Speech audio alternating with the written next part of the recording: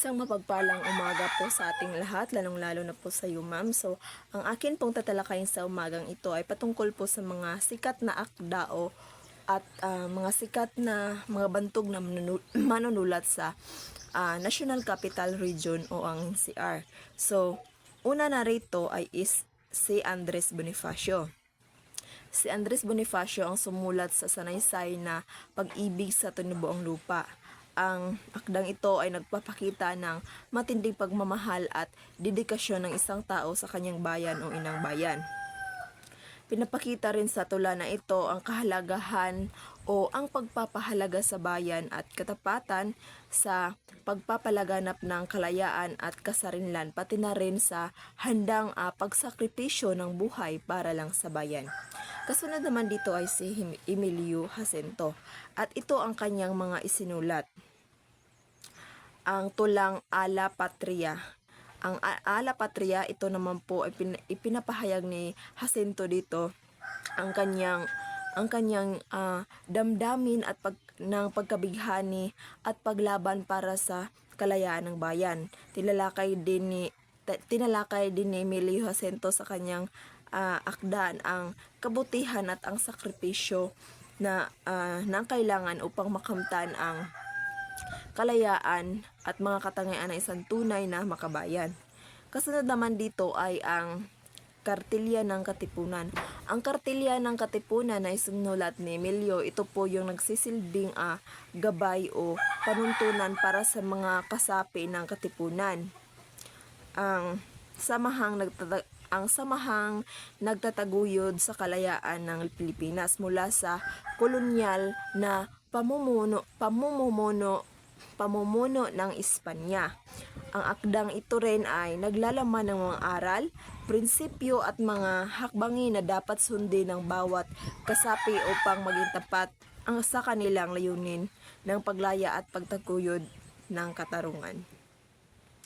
Kasunod naman na pinakasikat na isinulat ni Emilio ay ang Liwanag at Dilim, kung saan ipinapahayag doon sa akda na ang liwanag at ang ningning at liwanag ay nakasisira ng paningin.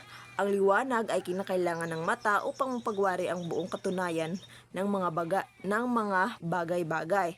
So, ang akdang ito, isang mga akdang ito na sinulat ni Emilio upang mamulat ang mga Pilipino sa kalagayan ng ating bansa sa ilalim ng pamumuno ng mga Kastila. Ang sanaysay din na ito ay nagpapakita ng pagkakaiba ng ningning at liwanag. Dito ay ang ningning ay tumutukoy sa panglabas na kaakit-akit na minsan ay nagtago sa masamang layunin o kasamaan tulad ng yaman o kapangyarihan na hindi tapat. Samantalang ang liwanag naman ay nagsimbolo ng katotohanan, kabutihan at tamang asal. Kasunod naman dito ay si Jose de la Cruz o kilala sa sagisag na panulat na Joseng Sisiw. So isa sa mga akda ni Jose de la Cruz ay ang akda ng Ibong Adarna. So ito po ay isang mataas po talaga siya, ngunit ang buod lang po ang aking kinuha. So dito sa Ibong Adarna, ito ay patungkol sa isang kaharian ng Birbanya na may isang hari na si Don Fernando at kanyang asawa na si Doña Valeriana, na binayayaan sila ng 3 anak na lalaki. So ang akdang ito ay patungkol ito sa paglalakbay ng tatlong anak na prinsipe ni Don Fernando tungkol ito sa paglalakbay ng 3 magkakapatid upang hanapin ang Ibong Adarna. Ang Ibong Adarna, ito po ay isang ibon na nagtataglay ng mahiwagang kapangyarihan at makapagpagaling ng kahit anong karamdaman kapag narinig nito ang tinig. So, ipinahanap ng hari ang Ibong Adarna Ipinahanap ng hari ang ibong Adarna sa kanyang 3 anak dahil nga nagkasakit ito. So una niyang pinadala doon ay si Don Pedro o yung panganay. Kasunod naman ay si Don Diego yung pangalawa. So ngunit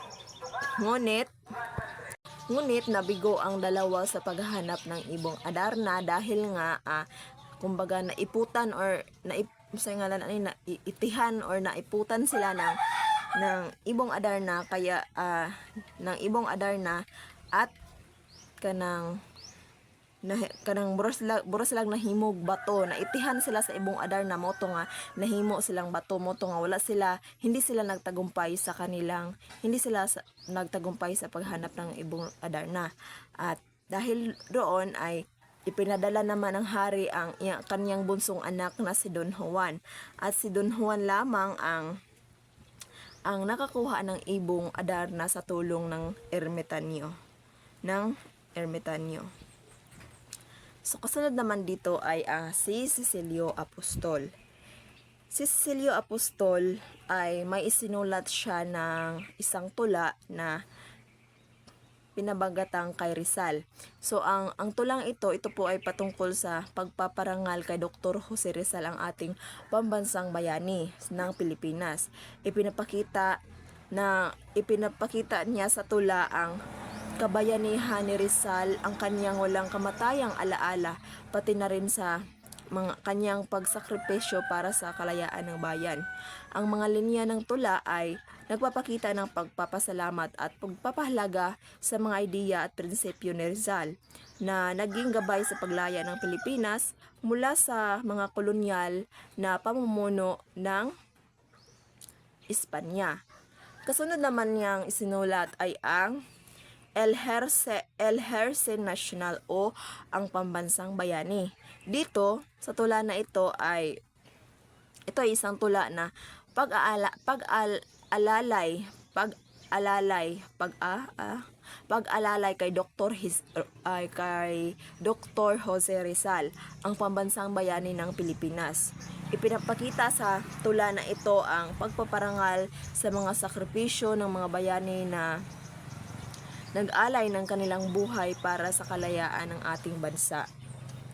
Sa pamamagitan ng tulang ito ay ipinapaalala ni Apostol ang kahalagahan ng pagpugay ng pagpapahalaga sa mga bayani, lalong-lalo na si Rizal na nagbigay ng malaking bahagi sa laban para sa kalayaan ng Pilipinas mula sa kolonyal na pamahala ng mga Kastila.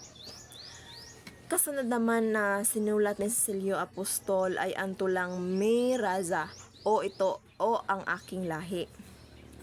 Ang tula namang ito ay pinapahayag ni Apostol ang pagmamalaki sa kanyang pagiging Pilipino at pagpapahalaga sa lahing Pilipino, no? Sa salita na rasa, ito po yung lahi na tumutukoy sa katangian at identidad ng mga Pilipino bilang isang lahi na may sariling kultura, wika at kasaysayan. Binibigyan din sa tulang ito ang kahalagahan ng pagmamahal sa sariling lahi at lakas na makukuha mula sa pagkakaisa ng mga Pilipino sa isang komunidad. Kasunod naman dito ay ala bandera o sa watawat. Ang tula namang ito'y isang pagpaparangal at respeto sa pambansang watawat ng Pilipinas. Ipinapakita nito ang kahalagahan ng watawat bilang simbolo ng kalayaan, nasyonalismo at pagkakaisa sa mga Pilipino. Sa tula nito ay binibigyang diin ni Apostol na ang sakripisyo ng mga Pilipino para sa kalayaan at kung paano ang watawat ay isang sagisag ng kanilang hangarin at tagumpay bilang isang bansa. At kasunod naman ay ang La Siesta. Ito naman po, ang La Siesta ng tula ay tumatalakay sa simpleng bahagi ng buhay ng Pilipino. Ito po ay maikling pagpapahinga sa hapon. Pinapakita ni Apostol sa tulang ito ang kagandahan at kapayapaan na dulot ng simpleng pamumuhay sa Pilipinas. Sa kabila ng hamon ng buhay, ipinapakita sa tula ang halaga ng mga sandali ng paghinga at kahalagahan sa buhay. Kasunod naman dito ay ang Sobre el Plento. Sobre el Plento. Sa tulang ito ay tinalakay ni Apostol ang mga estatwa ng mga bayani o mga monumento na nakatayo sa plento o pedestal. So, ipinapakita dito ang parangal sa mga bayani sa pamamagitan ng mga monumento o estatwa. Subalit ang tula ay may malalim na kahulugan tungkol sa kung paano ang mga bayani pinaparangalan ay unti-unting nakalimutan at nawala sa mga alaala ng mga tao. So, ang kasunod naman ay Paisahe Filipino o Tanawin ng Pilipinas. Ito pa rin po ay akda ni Cecilio Apostol. So, ito pong tula na ito ay naglalarawan sa kagandahan ng kalikasan sa Pilipinas. Pinapakita ni Apostol na ipinapakita ni Apostol sa tula ang pagmamahal sa sariling bayan at pagpapahalaga sa likas na yaman bilang bahagi ng kultura at kalikasan sa bansa. Kasunod naman dito ay si Faustino Aguilar. So, isa sa mga akda ni Faustino Aguilar ay ang Lihim ng Isang Pulo. So, ang kwento po ay tungkol ito kay Luningning. Si Luningning ay isang dalagang ipinasya ng kanyang ama na si Haring Ladya na magpakasal kay Gatarik. Ngunit sa kabila ng kasal, ang puso ni Luningning ay tapat kay Hinahon. Si Hinahon ay isang binata na iniibig ni Luningning. Habang naglalakbay patungo sa isang tahimik na pulo ay ipinagtapat ni Luningning sa kanyang kay Dilag, ang kanyang kaibigan, ang kanyang abay na ang kanyang nararamdaman at pagmamahal nito kay Hinamon. Ngunit sa kasamang palad, sinalakay si Hinamon ng isang tagan at nasugatan. Ngunit nakapagpataw siya ng isang balaraw na tagan bago siya mamatay. Nang matagpuan ni Luningning si Hunahon, binuhat siya at nang mangyaring mamatay ito sa kanyang kandungan. Inilibing siya sa tabi ng pulo at nagtakip ng puno ng aguho sa libangan. Nang bumalik na sina Luningning, natagpuan nila ang isang taga na may baliraw sa likod at napag-alaman ni Luningning na ito ay pag-aari ni Hinahon. So, ayon, dahil nga namatay na si Hinahon, nagpakasal si Luningning kay Gatarik. Ngunit hindi na siya naging masaya. Buwan-buwan siya ay nagkasakit na halos hindi na gumagaling. Bago siya mamatay, ay ipinagbili niyang ingatan ang kanyang abay na si Dilag. Ang balaraw din ni Hinahon at ito ay nasa kanyang anak na si Laong Peta. Pagdating ng tamang panahon, inilaan na rin ang kanyang kahilingan na ilibing siya sa tabi ng libingan ni Hinahon. Nang namatay na si Luningning, ipinagkaloob ng hari ang kanyang hiling na libingan. At sa kanyang libingan nagtanim ng 2 puno ng aguho bilang alaala sa matapat at walang kamatayan sa pag-iibigan nila Luningning at Hinahon. kasunod naman na isinulat ni Faustino Aguilar ay ang Pinaglahuan. So ito po ay patungkol sa isang ama na si Don Nicanor, na kung saan ipinagkasundo niya ang kanyang anak na dalaga na si Danding na ipakasal kay Ruahalde.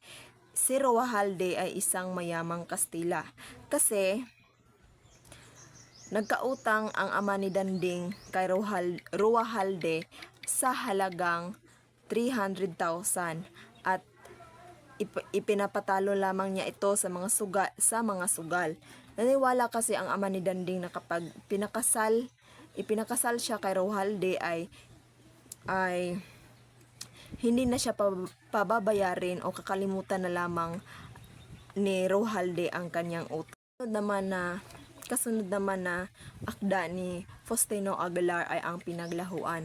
Ang Pinaglahuan, ito po'y patungkol sa isang ama na si Don Nicanor, na kung saan ipinagkasundo niya ang kanyang anak na si Danding na ipakasal kay Ruahalde. Si Ruahalde isa siyang mayamang Kastila, no? Kasi si Don Nicanor, ang ama ni Danding, ay nagkautang kay Ruahalde sa halagang 300,000 at ipinatalo niya lamang ito sa mga sugal. Naniwala kasi si Don Nicanor na kapag ipinakasal niya ang kanyang anak na si Danding kay Ruahalde ay kakalimutan na nito ang utang niya, at naniwala din siya na gawin din siyang tagapamahala sa negosyo nito. So, ngunit ang iniibig talaga ni Danding, ang dalagang si Danding, ay si Luis. So,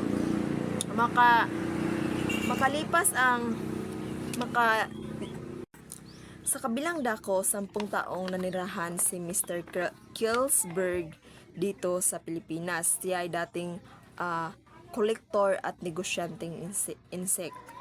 So, nagpapatayo siya ng mga negosyo at nagpapautang din siya na may tubong interes na 30% na kung hindi makapagbayad sa insaktong oras at manahon ay sinisingil niya ito ng doble o halos o kung maaari ay tinitriple pa niya ito. At ayon naman kay Luis, ito daw ay hindi naiiba sa pagnanakaw ang ginawa ng isang dayuhan na si Mr. Kilsberg na isang incheck. So, at mayroon ding pagawaan si Mr. Kilsberg na halos inabot ng 10 oras ang pagtatrabaho sa mga trabahante at 25 sentimo lamang ang sahod nito. So, at may isang trabahante na namatay dahil nga naghihinayang siya na bumili ng kadena sa kanyang washing machine. Kung kaya't naputol ito dahil nga sira na, dahilan ng pagkamatay ng kanyang isang trabahante. So, kasunod naman ay si Inigo Ed Regalado. Si Inigo Ed Regalado, siyang may akda ng Sampagitang Walang Bango. Dito, buod lamang ang aking kinuha. Ito ay patungkol sa mga pangunahing tauhan na sina Paquito, Leleng, Ninita at Mang Bandino at Don Diego. Sina Paquito at Leleng ay magkasintahan at malapit ng mag-isang dibdib. Samantalang sina Ninita at Mang Bandino ay mag-asawa na at may isang anak. Si Ninita at Paquito ay magkababata dati na silang may pagtitinginan, ngunit hindi itinadhana ng panahon. Sa hindi inaasahang pagkakataon, nagtaksil si Ninita at Paquito sa kanilang mga minamahal sa buhay na nauwi din sa pagdurusa nilang lahat. Dahil kay Don Diego na nakakita sa palihim na pagkikita ni Ninita at Paquito, nabatid ang kanilang pagtataksil dahil sa matalik na dahil nga si Don Diego ay matalik nitong kaibigan si Mang Bandino na asawa ni Ninita. Bagaman si Bandino ay babaero din, hindi niya pinatawad si Ninita. Hindi niya pinapatawad si Ninita sa ginawa nitong pagtataksil at pinili nitong lumayo at manirahan sa malayo kasama ang nag-iisang anak. So, ayon, naiwan si Ninita na luhaan at nagsisisi sa pagkasira ng kanyang pamilya, habang si Liling naman ay nakipaghiwalay din siya ni Paquito at wala nang magaganap na kasalan. Tinanggap ni Paquito ang pagkabigo kay Liling at piniling lumayo at magtrabaho sa malayo, na labis din ang pagsisisi sa ginawang kasalanan. Sa huli, ang pagtataksil ay nagdulot ng pagkawasak ng isang pamilya at ng mabubuong pamilya sana. So yun ang sampagitang walang bango. Kasunod naman ay ang dalaginding. So ang dalaginding, ito naman po ay patungkol sa isang kwento na dalaginding na nagngangalang Irene. Ining siya kung tawagin ng karamihan. So gaya ng lahat mabait na anak na laki rin sa kahirapan, si Ining ay tumutulong sa kanyang mga magulang sa mga gawaing bahay at sa paglalako ng sampagita. Bagaman hindi gaanong kagandahan si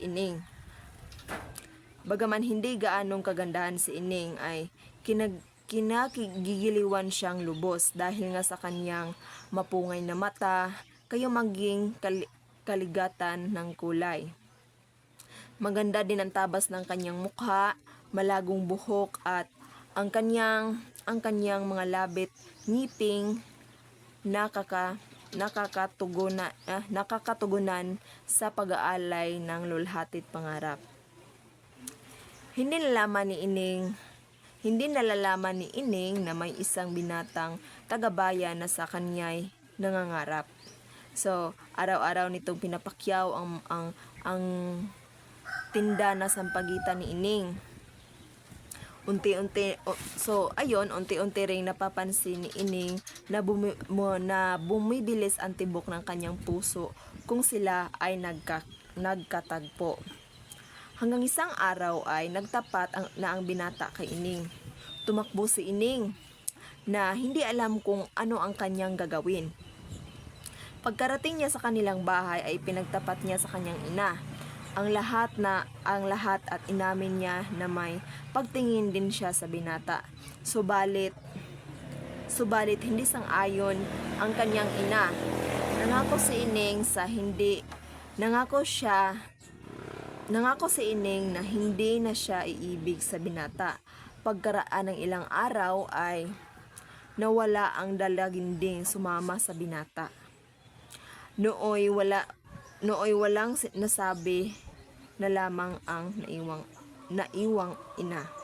Pagkatapos balikan ng hinahon ng kalooban ay nagdasal na lamang at sinabing sadyang makapangyarihan ang pag-ibig.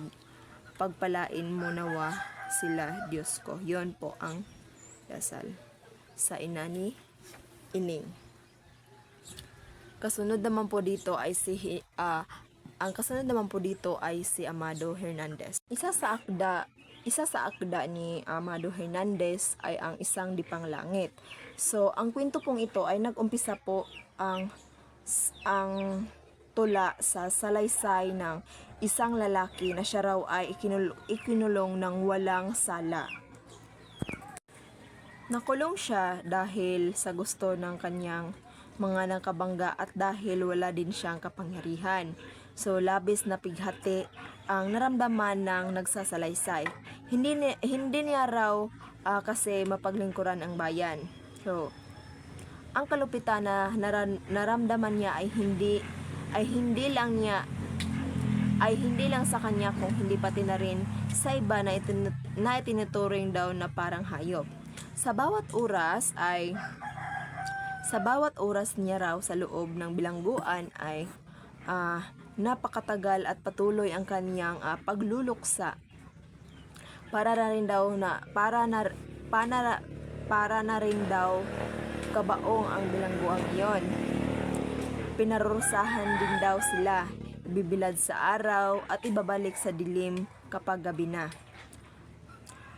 Maari naman daw tumakas, ngunit walang paghuhuli dahil kamatayan ang kasunod. Tanggap na ng nagsasalaysay na siya ay hindi na makalabas sa kinalagyan niyang impyerno ngayon. Pero kung minsan ay naiisip niyang walang susuko hanggat siya ay nabubuhay. Batid ng nagsasalita na ang Diyos naman ay nariyan lamang. Ang Diyos naman ay nariyan lamang bagaman at hindi natin ito nakikita. So alam niyang narito lamang sa tabi niya ng mga inapi ang mga biyaya niya. Hindi raw laging api ang mga inaapi. Darating din, naniwala siya na hindi raw laging api ang mga inaapi. Darating din raw ang araw na ang bayan ay maghihiganti sa mga mapang-api. Sa bandang huli, sinabi ng nagsasalaysay na di na siya luluha bagkus ay hihintayin na lamang niya ang pagtatagumpay ng bayan. Kasunod naman dito ay ang luha ng buhaya. Umiikot ang kwento ng luha ng buhaya sa tunggalian ng mayamang may-ari ng lupa at kanilang mga inaaping magsasaka sa bayan ng Sampilong. Ilang taon matapos ang pananakop ng mga Hapones. Nagsimula ang kwento sa pag-uwi ng ni Maestrong Bandong Cruz sa Sampilong upang humalilin sa dating punong guro na nagbakasyon muna dahil sa karamdaman. Nagkataon naman na magkaroon ng malaking handaan sina Don Severo at Doña Leona Grande. Sila ang pinakamayaman sa Sampilong. So, bilang pagsalubong sa kanilang dalawang anak na sina John at Ninette, ang magkapatid ay umuwi sa Sampalong mula sa kanilang pagtatapos sa Maynila. Ang pamilya Grande ay lubhang mapang-api. Sila yung mayayaman, ngunit sila din yung lubhang mapang-api sa kanilang mga magsasaka at hindi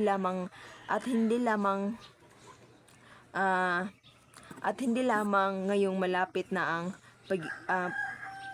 piging, ngunit kahit noon pa man sila'y laging walang awang sumisingil ng mga nagkakapatong-patong na mga utang ng mga mahirap na magsasaka. So isa na lamang halimbawa sa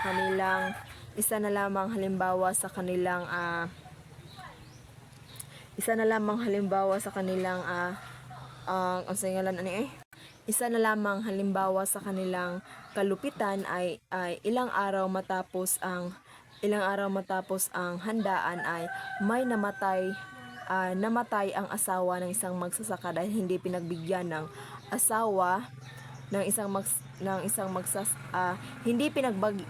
ng mag-asawa ang hiling ng lalaki na huwag munang kunin ang kanilang pera upang mayroon siyang ipinambili ng gamot para sa kanyang may sakit na asawa. Dumating ang mga pangyayari sa puntong napuno na ang mga mahirap at magsasaka at naisip nilang magtayo ng isang unyon para mapangalagaan ang kanilang mga karapatan. Sila ay tinulungan ng butihing punong guro na si Bandong. Sa tulong ito ay namulat ang isipan ng mga tao sa Sampilong at gumanda ang kalagayan ng mga mamamayan doon.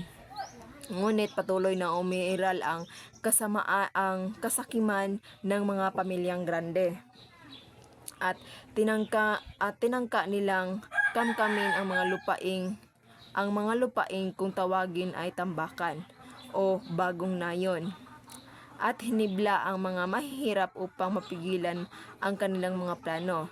Di nagtagal ay nakarating ang balitang ito sa mga grande sa pamagitan ng kanilang katiwala na si Dislao, ang karibal ni Bandong sa panliligaw ng magandang dalaga na si Pina. At sila'y gumawa ng paraan upang matanggol si Bandong sa pagkapunong guro sa paaralan. Nalaman naman ni Bandong kung sino ang may magagalit sa kanya at tahasan na siyang nakiisa sa mga plano at hinanaing ng mga maralitang tao sa sampalong. So, sinubukan nilang dalhin ang problema sa korte at ayusin ito sa harap ng hukuman, ngunit nagkaproblema sa korte at ayusin ito sa harap ng hukuman. Ngunit nagkaproblema sila dahil sadyang maimpluwensya itong si Grande. Sa halip ay pagmamay-ari nito ang isa nilang kasamahan na si Andres. Sa huli ay napawalang sala rin ang inosenteng mahirap at nabigyan din ng hustisya. Kasunod naman ay ang Ibong Mandaragit. So, ang Ibong Mandaragit, ito ay tumatalakay sa buhay ni Mando, ang kanyang mga karanasan sa ilalim ng kolonyal na pamamahala, ang kanyang pakikibaka para sa katarungan at kanyang mga relasyon sa mga tao tulad ni Dole Montero at mga magkasunod na pagbabago sa kanyang buhay sa panahon ng digmaang Hapon at pagkatapos nito. Ang kwento ay isang pagsasalaysay sa buhay ni Andoy. Si Andoy ay isang alila ni Don Segundo Montero na ipinapalit ni Don sa mga Hapones dahil sa akusasyong isa siyang gerilya.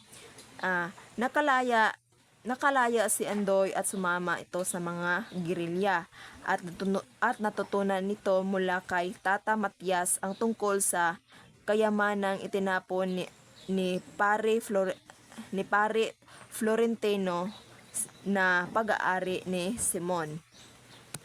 So, Matapos ang kaganapan, napagtagumpayan ni Andoy na tinatawag ngayon bilang Mando Plaridel ang pagtaka sa buhay ng pagiging gerilya at ipinagpatuloy ang kanyang laban sa pamagitan ng pagtatag ng isang pahayagan, ang kampilan at layunin nitong magpahayag ng katotohanan. So, sa kanyang pakikisalamuha sa mga tao tulad ni Dole Montero, anak ng dati niyang amo, natutunan din ni Mando na ang mga aspeto ng pag-ibig at pagpapahalaga sa katarungan. Habang ipinaglaban niya ang mga isyu ng mga magsasaka, nakatagpo siya ng mga pagsubok at paghihirap, kabilang ang mga pagkalugi sa mga magsasaka sa kamay ng bagong katiwala na si Don Segundo. Sa kabila ng mga pagsubok, pinapatunayan ni Mando ang kanyang pagmamahal sa bayan at ang kanyang pananaw sa isyong panlipunan. Inalagaan at ipinagpatuloy niya ang laban sa pamagitan ng kanyang pahayagan at ang pagtulong sa mga naapi tulad ni Tata Pastor. So, nabilanggo sa kasong si Tata Pastor na nabilanggo sa kasong hindi niya naman kasalanan. Ang karanasan ni Mando ay nagtulak sa kanya na palalimin ang kanyang kaalaman at magtaglay pa ng mataas na karunungan, kaya't naglibot siya sa buong mundo, bumalik sa Pilipinas at ipinagpatuloy ang kanyang laban para sa mga mahihirap at inaapi. Sa kabila ng mga pagsubok, ipinakita ni Mando ang kanyang katatagan at mga hangaring itaguyod ang katarungan sa kanyang bansa. Sa huli, si Pure, ang pinsan ni Mando, ay pinagpatuloy ang kanyang pag-aaral at pinaghanda si Mando para sa mas mataas na antas at karunungan, lalo na sa larangan ng politika sa UP. Kasunod namang isinulat ni Amado Hernandez ay ang "Kung tuyo na ang luha mo, aking bayan." So dito, sa tulang ito ay ipinapahayag ni Amado ang mapait na karanasan ng Pilipinas sa ilalim ng pananakop ng mga dayuhan. Ito ay nagpapakita ng pagkaluksa ng bansa at mga paghihirap at pag-aalipusta ng mga mananakop. So kasunod naman na manunulat ay si Genoveva Edrosa Matute. Ang kanyang mga akda ay kagaya ng 8 taong gulang, kwento ni Mabuti, kwentong bangkang papel at iba pa. So dito muna tayo sa 8 taong gulang. So ang 8 taong gulang, ito po ay patungkol sa isang bata na si Leoncio na 8 taong gulang na lalaki. So, si Binibining de la Rosa ay nagturo ng 60 estudyante, ngunit may isang bata na may kaitiman, sarat sa ilong, makapal na labi ang nakaagaw sa kanyang pansin. At ito ay si Leoncio Santos, isang 8 taong gulang na lalaki. Si Leoncio ay hindi kagaya ng kanyang mga kaklase. Mag-isa siya palagi at hindi siya masyadong nakipaglaro sa kanila. Magaling sa klase, ngunit siya ay hindi nangunguna sa kadahilan ng may mga panahon ang atensyon nito ay wala sa paaralan. Isang araw ay lumiban nitong si Leoncio dahil siya ay nahilo. Sa susunod na araw, kinumusta ito ng kanyang guro at pinagsabihang kumain ng maraming gulay at itlog. Isang pagkakataong nakita ni Binibining de la Rosa sa panahon ng pananghalian ay walang kinakain si Leoncio at tila tinitingnan lamang nito ang pagkain ng iba, ay napag-alaman niyang palaging walang baon ang batang si Leoncio. Pagkalipas ng ilang buwan, wala pa ring pagbabago kay Leoncio. Nang lumiban sa pasok ang bata ay halos 5 araw ay binisita ito ng kanyang guro sa kanilang tahanan. Doon ay nakilala ni Binibining de la Rosa na ang ina ni Leoncio at nakita ni Ran ang tunay na kalagayan ng bata. Kasunod naman ito ay ang kwento ni Mabuti. Ito pa rin po ay akda ni Genoveva Edrosa Matute. So, ang kwento ni Mabuti, ito po yung umiikot sa istorya ng isang guro na tinatawag na Mabuti. Hindi naman ito ang kanyang tunay na pangalan, ngunit ito ang naging tawag sa kanya dahil sa hilig niyang banggitin ang salitang mabuti. Marami rin siyang kwentong mabuti. Sa kabilang kwento ng kanyang anak na nais niya maging doktor. Maraming humahanga kay Mabuti at kilala at kabilang ang mga mag-aaral na si Fe. Bilib siya sa husay na pagtuturo sa paboritong guro. Ngunit mayroong natuklasan si Fe. Umiyak siya noon sa silid aklatan ng paaralan. Mababaw lang naman ang hinaharap niya, ngunit sadyang iyakin lang talaga si Fe.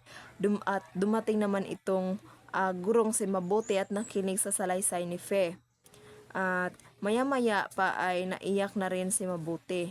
Nabanggit niyang Nabanggit niyang mabuti na lamang na mayroon siyang kasamang umiyak.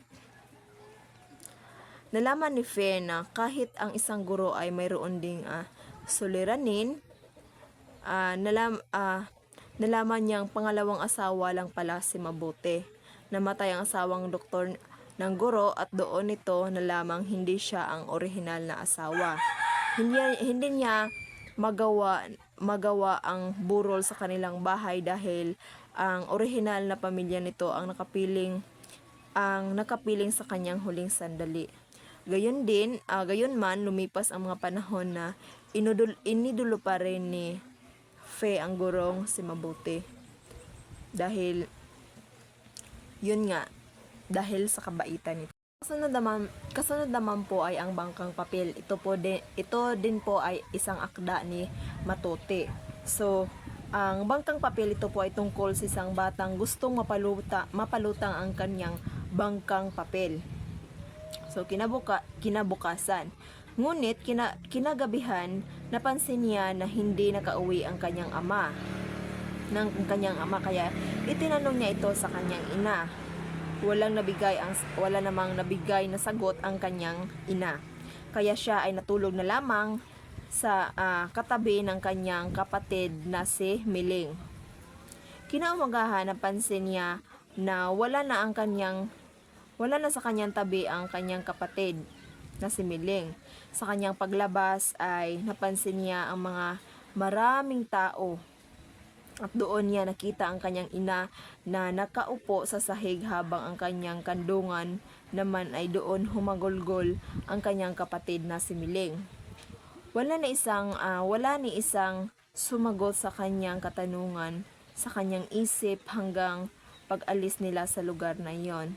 Tila nasira ang pangarap ng batang lalaki sa nangyaring trahedya ng kanyang ama. Tila naiwan sa lugar na iyon ang kanyang mga masasayang alaala at mga alaala at ang bangkang papel ay nagsilbing kanyang mga pangarap na hindi niya napalutang kailanman. Kasunod naman na manunulat ay si Liwayway Arceo. Isa sa pinakasikat na akda ni Liwayway Arceo ay ang Teacher. So, ang Teacher to po yung patungkol kay Amelita. Siya po ay isang guro.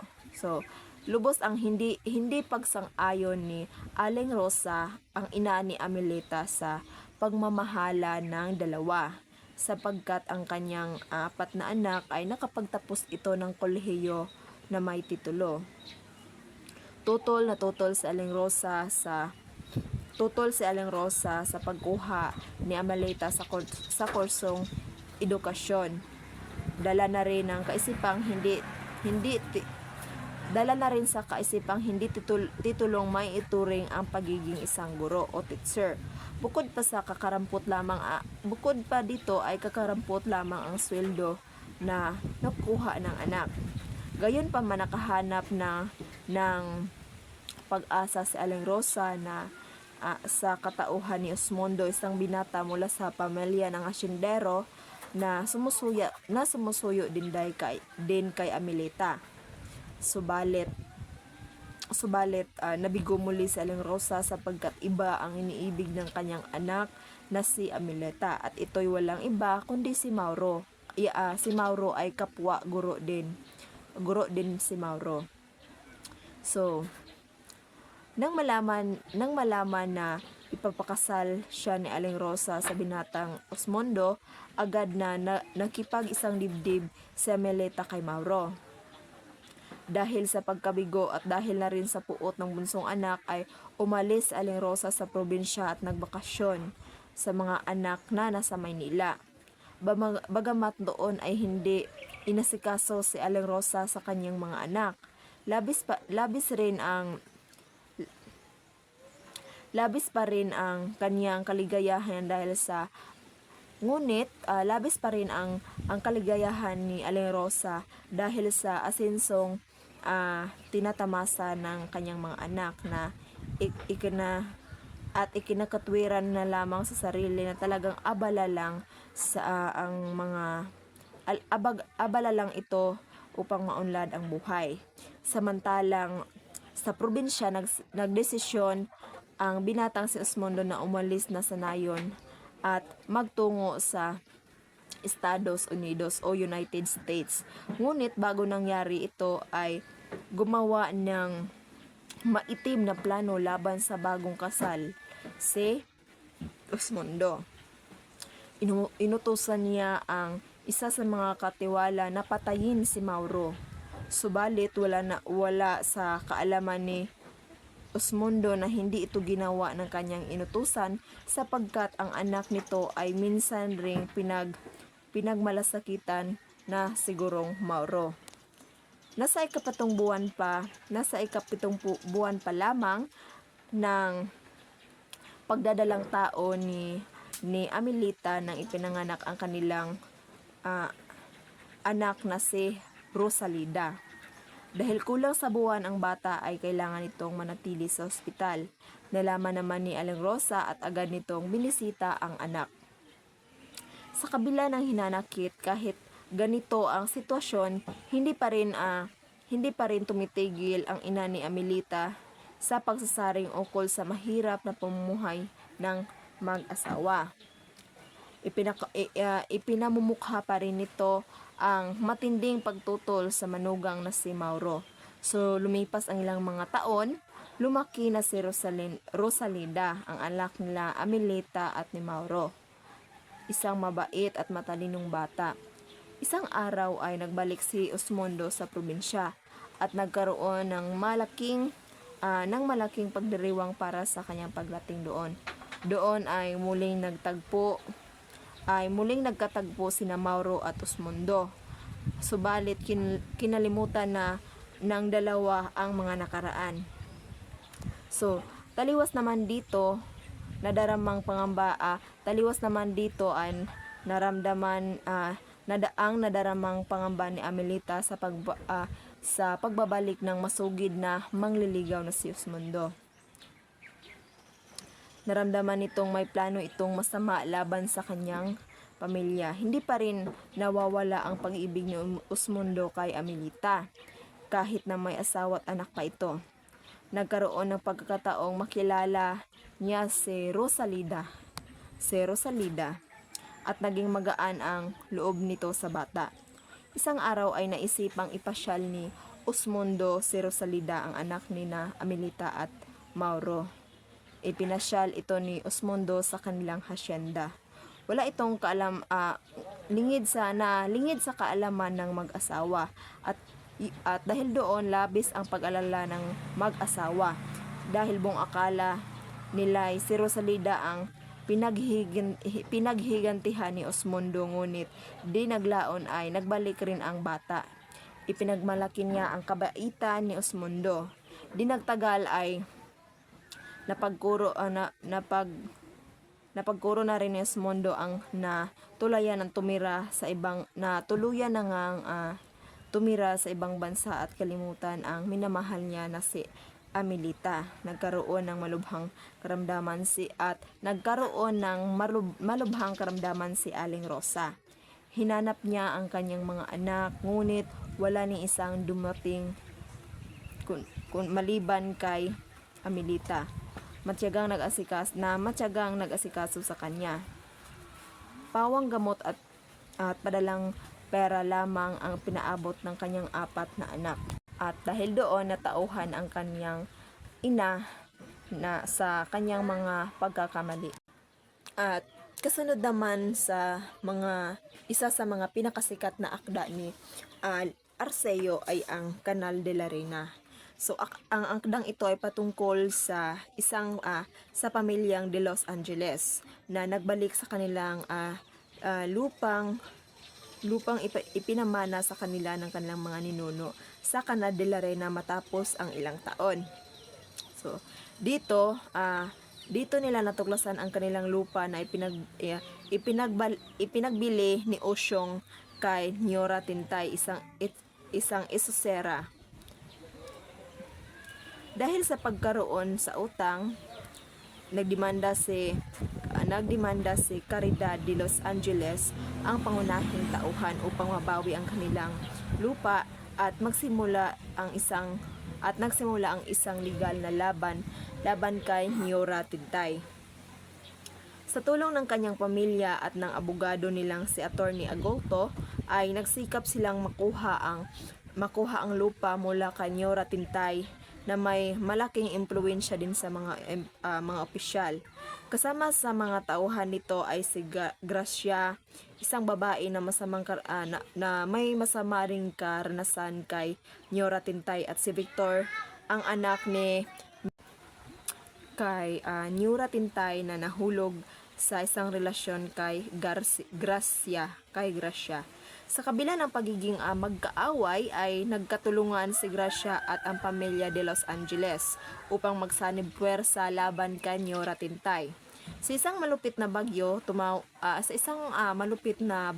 ang tumama sa Canal de la Reina, nagkaroon ng pagkakataon na ang mga tauhan na magbago. Isang tauhan na may hidwaan kay Niora Tintay ay kumuha ng mga alahas at kayamanan. Ito pala si Inga. Si Inga, isang tauhan na may hidwaan din kay Niora Tintay, na kumuha ng mga alahas at kayamanan mula kay Niora Tintay, ngunit kalaunan ay binalik niya ito sa pamilyang de Los Angeles. Matapos ang bagyo, si Niora Tintay ay nawala ng kanyang kayamanan, at sa kabila ng kanyang kasamaan, pinili ng pamilyang de Los Angeles na isauli ang mga ito, na nagpakita ng kanilang katapatan at malasakit. Ang kaso laban kay Niora Tintay ay nanalo sa korte, at napatunayan na ang lupa ay pagmamay-ari talaga ng pamilya de Los Angeles.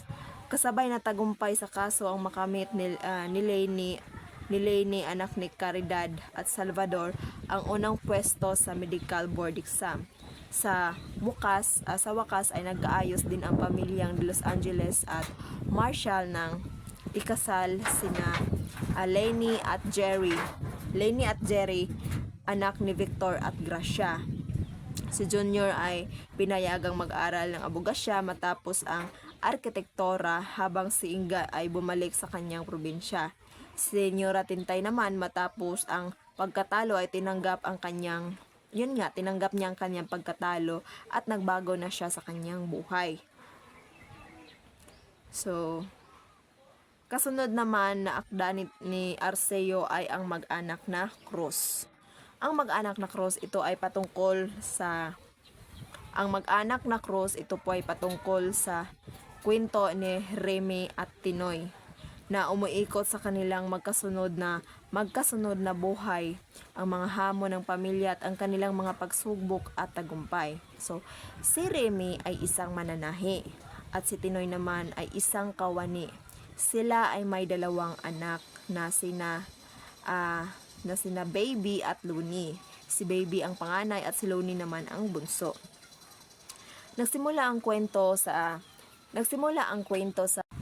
sa isang pangyayari na kung saan nasunog ang sinaing ni Remy dahil sa sobrang katarantahan, no? Nag-alala kasi siya dahil wala na silang pambili ng bagong bigas. Ngunit dumating si Tinoy, na pinalakas ang loob ni Remy. Ipinayo na dalhin na lang ang nasunog na sinaing kay Aling Tomasa. Masaya si Remy at Tinoy nang mapag-usapan ang promotion ng trabaho.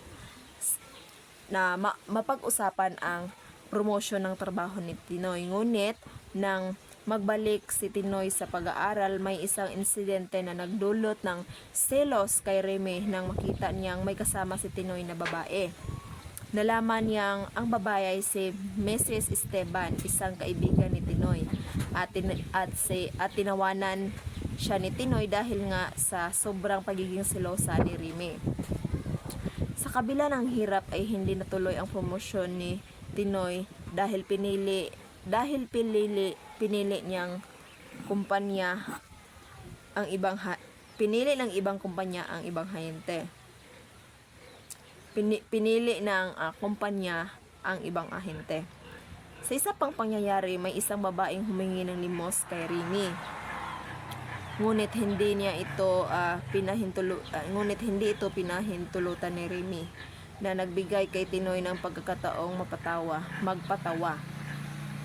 Ang kanilang pamilya ay nakaranas ng kahirapan, ngunit may mga pagkakataong di kaligayahan at pagmamahalan. Minsan si Baby nagtatanong kay Remy kung mayaman ba si Mrs. Shuneng, at nagkaroon sila ng usapan tungkol sa kanilang kalagayan. Samantalang si Remy ay nag-aalala sa isang lasenggero na nanghihingi ng abuloy sa kanilang kalsada, na alam niyang ginagamit lamang ito upang bumili ng alak. Sa kabila ng kanilang mga problema, magkaisa pa rin sila.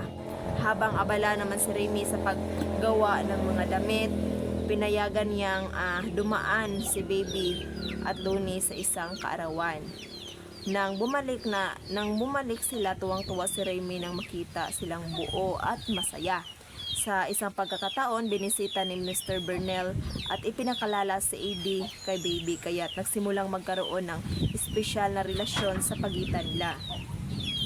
Nais ni Tinoy at Remy na magpagawa ng bahay sa kanilang kanting lote at pinili nila si Tata Punso upang magtayo ng bahay.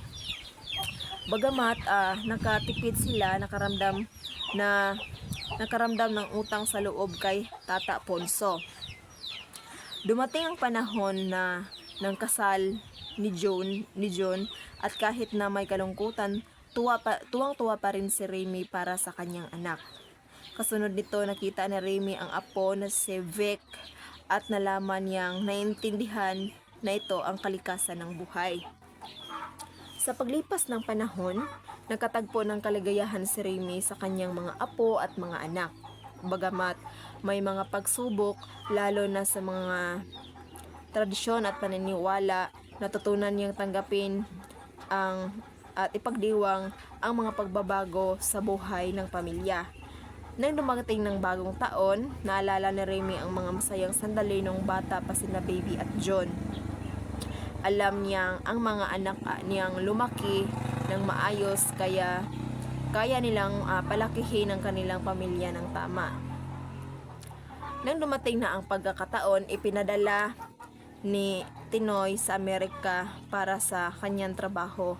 Hindi sumang-ayon si Remy, ngunit nakuha rin niyang kumbinsihin si Tinoy na tanggapin ang bagong yugto ng buhay. Sa huli, nagpaalam si Remy ng kalungkutan, ngunit puno ng pagmamahal sa kanyang pamilya. Kasunod naman ay ang Uhaw sa Tigang na Lupa ni Liwayway Arceo. Ito ay hango sa totoong buhay ni Liwayway Arceo, na isang dalaga na uhaw sa pagmamahal ng kanyang pamilya. Hindi kasi tulad ng ibang pamilyang kanyang ama't ina ay hindi kailanman nakitaan niya ng paglalambing sa isa't isa. Batid ng dalaga na hindi kakitaan ninuman ang kanyang mga magulang ng pagmamahal. Nais pa man ng dalaga na mas lumaki pa ang kanyang pamilya. Nais niyang magkaroon ng mga kapatid. Ang pagtataka ng dalaga ay nasagot nang hindi sinasadyang makita niya ang talaarawan ng kanyang ama.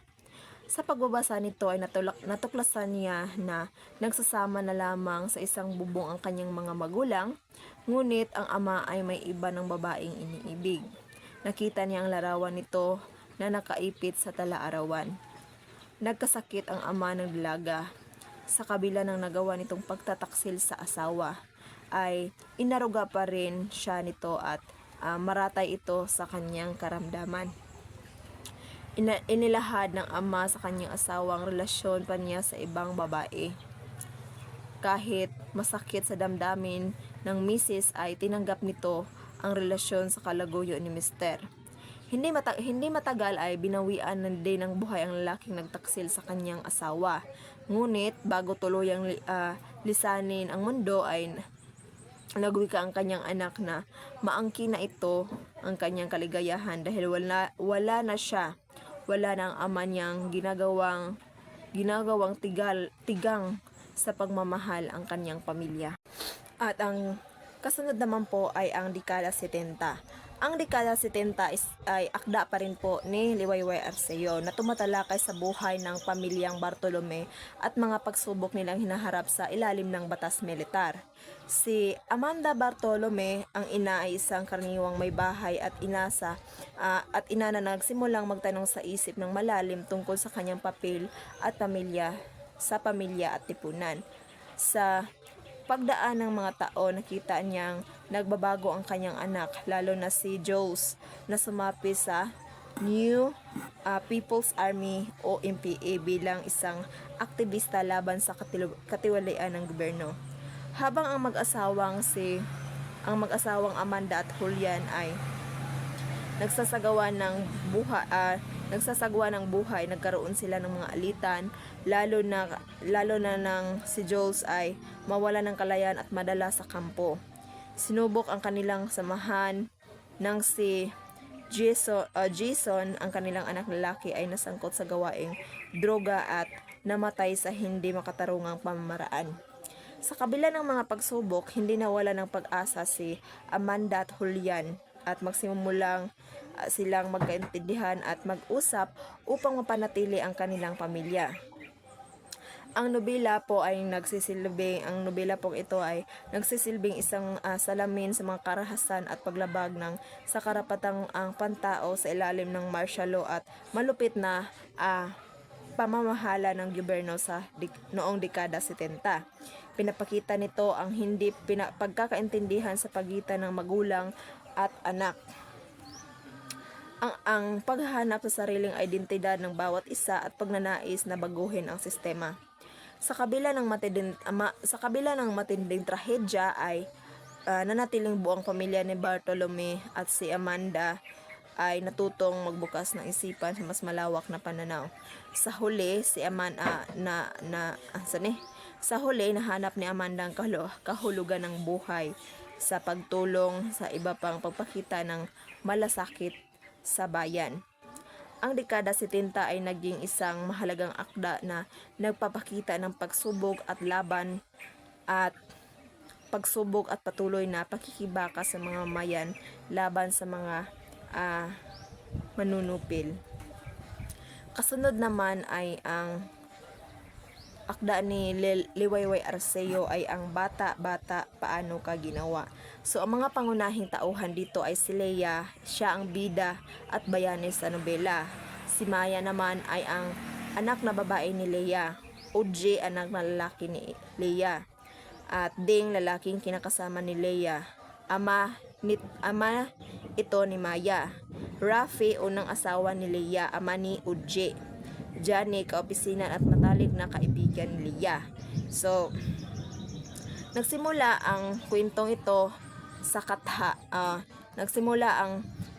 sa pagbungad ng pagtatapos ng anak niyang si Maya mula sa kindergarten. Nagkaroon ng palatuntunan at pagdiriwang. Sa simula ang takbo ng buhay ni Leia, ang buhay niya ay may kaugnayan sa kanyang mga anak, mga kaibigang lalaki at makikipagtulungan sa isang samahan na pangkarapatang pangtao. Subalit, lumalaki ang mga anak niya at nakikita niya ang pagbabago sa mga ito. Naroroon ang pagbabago ng mga ugali ng mga ito. Si Maya ay isang paslit na may kuryosidad at si Onje ay nasa pagtawid bilang isang ganap na lalaki. Sa di inaasahang bumalik ang dating asawa ni Leia na si Rafi, na ama ni Oj na nagbabalak sanang kunin nito ang anak na si Oj at dadalhin sa Estados Unidos o United States. Nagkaroon ang takot niyang baka kunin ng mga ama ito ang kanyang anak. So, kailangan niya ring gumugol ng panahon para sa trabaho at samahan ang kanyang tinutulungan. So, sa bandang huli, nagpasya ang magkapatid na piliin pa rin ang kanilang ina na si Leia.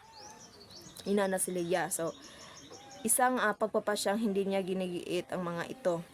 Isa pa ring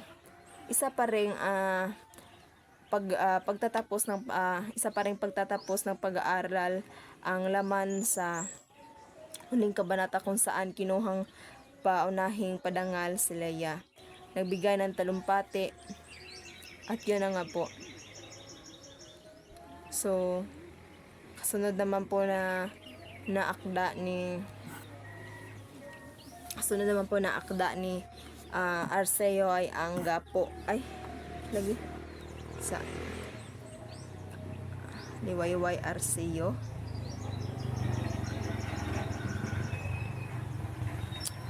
Kasunod naman po na akda niya ay ang gapo. So, ang nobelang gapo, ito po ay tumutalakay sa problema dulot ng base militar ng mga Amerikano sa Pilipinas, lalo na sa mga diskriminasyon at masamang pakikitungo ng mga Amerikano sa mga Pilipino.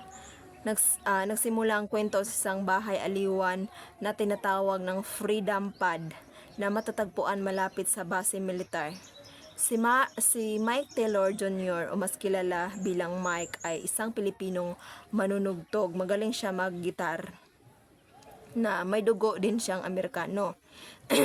Isinulat niya ang awit na nagpahayag ng kanyang galit sa mga Amerikano dahil sa kanilang hindi magandang pagtrato sa mga Pilipino. Excuse me.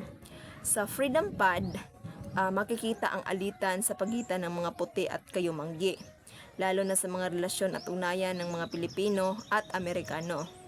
So, isang halimbawa lamang dito ay si Magdalena, isang babaeng nagbibinta ng aliw at may relasyon kay Steve, isang marinong Amerikano. At si Modesto naman ay isang Pilipinong may mataas na posisyon sa base militar, ngunit tinatawag din siyang yardbird ng mga Amerikano at nakaranas din siya ng pang-iinsulto at diskriminasyon. Gayunpaman, ipinakita sa kanya ang pagpapahalaga ng sariling dignidad, kaya't nagdesisyon siyang umalis sa base upang maiwasan ang patuloy na pang-aabuso.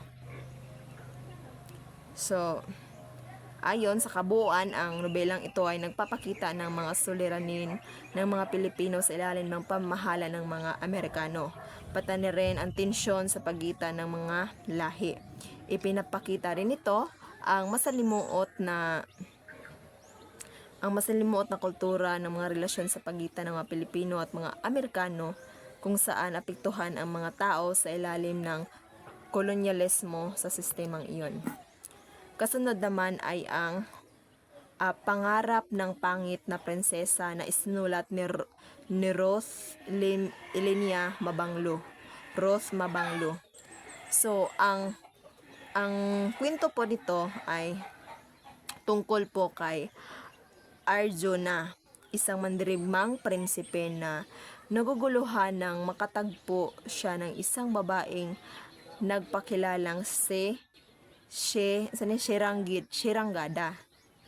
Kshetrangada. So, nalaman ni Arjuna na si Kshetrangada ay ang babaeng tinanggihan niya noon dahil sa kanyang kapangitan. At siya rin pala ang babaeng tinawag niyang Jaya. Dahil sa matinding kalungkutan ni Kshetrangada sa mga pangyayari, nagdasal siya sa bathala ng pag-ibig upang pagandahin ang kanyang hitsura at magapi si Arjuna sa pamagitan ng kanyang kagandahan. Sa tulong ng dasal ni Kshetrangada, ipinagkaloob ng bathala ang kanyang kahilingan at naging maganda siya sa loob ng 1 taon lamang. Nang makita ni Arjuna ang kanyang pagbabago, nagulat at nagtaka kung paano ito nangyari. Ngunit hindi nagtagal, bumalik din siya sa kanyang dating hitsura nang matapos ang 1 taon. Ibinahagi ni Kshetrangada ang kanyang kwento kay Arjuna at ipinaliwanag na hindi niya nais maging simbolo ng kahihiyan, kundi nais niyang tanggapin at igalang siya batay sa kanyang tunay na pagkatao bilang isang mandirigmang prinsesa. Kasama si Chitrangada, nagtagumpay sila sa digmaan at pinuri ni Arjuna ang kanyang lakas. At tapang ni Chitrangada, ipinahayag ni Arjuna na natutunan niyang igalang siya at itinuturing niyang kapantay, hindi lamang bilang isang babae kundi bilang isang mandirigma. Sa kanyang mga salita, pinahayag ni Arjuna ang kanyang pagmamahal kay Chitrangada at humiling siya na ang maging kabiyak sa buhay. Sa huli, ipinapakita ni Chitrangada ang labis na kaligayahan at nangyari sa isang himala. Ang kanyang kapangitan ay napalitan ng kagandahan, hindi lamang sa isang sandali kundi para sa panghabang buhay. So sa paggalang at pagmamahal ni Arjuna, nagtamo nila ang isang malalim na ugnayan at pagmamahalan. At yon lamang po, maraming salamat.